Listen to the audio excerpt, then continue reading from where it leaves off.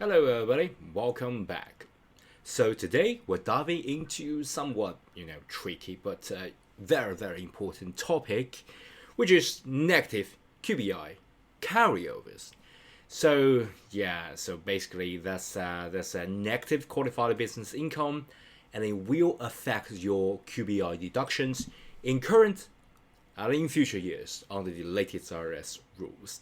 So if you're a business owner, if you're a partner, if you're a shareholder in pass-through entities, this is definitely something that you want to understand very clearly. Let me just get to it, okay? So first, what do I mean by these negative QBI? So what is QBI? QBI stands for Qualified Business Income. This is an I here, not L, okay? So yeah, if you think it's L, that's a qualified business loss. It's a completely opposite thing, and it's sort of a double negative become positive sort of a scenario. You don't want to get this wording and jargon wrong, okay? So let's go through this step by step. So qualified business income, okay, and can be negative, okay? That's the negative qualified business income, and then it can carry over to the future. And there is a definition here. So if total pass-through income is less than zero. Come on, another jargon. Oh my gosh, this is just, today's video is like a full of jargons. But don't worry, I'm going to show you how simple it is. So basically, pass-through income is kind of type of business structure. If you you're doing business in the U.S., and in U.S. current tax, we got like a different entity. If you invest in that entity, this is a pass-through entity.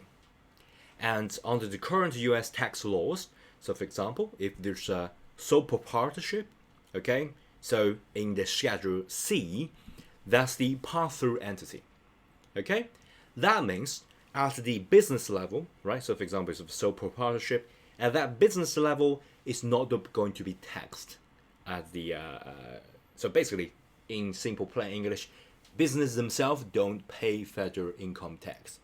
But you know what? That responsibility is passed through the business all the way to these owners' personal tax returns. When you do that, you're going to fulfill that responsibility.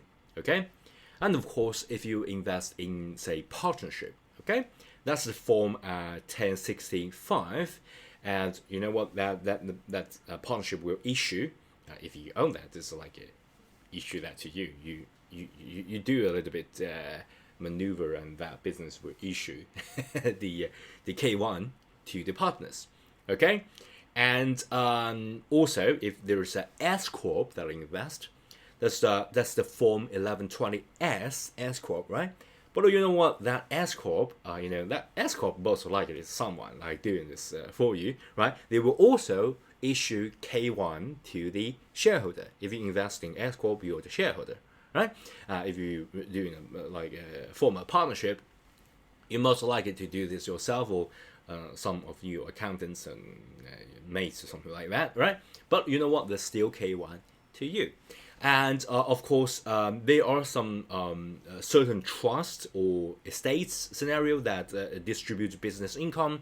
You know what? That specific scenario also considered pass-through entities. So basically, that business, that entity, do not pay federal income tax, but also pass that through to you. And each of the owner of that business, of that entity, report their share of this business profit or loss on their individual tax form, the form 1040. Okay, so really simple.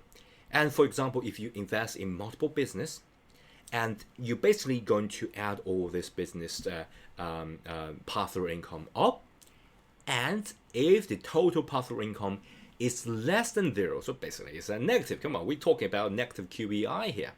So if the total pass-through income is less than zero, well, unfortunately, you got the negative qualified business income. And you know what? This will have a lot of implications, not only for this year, but also for the future.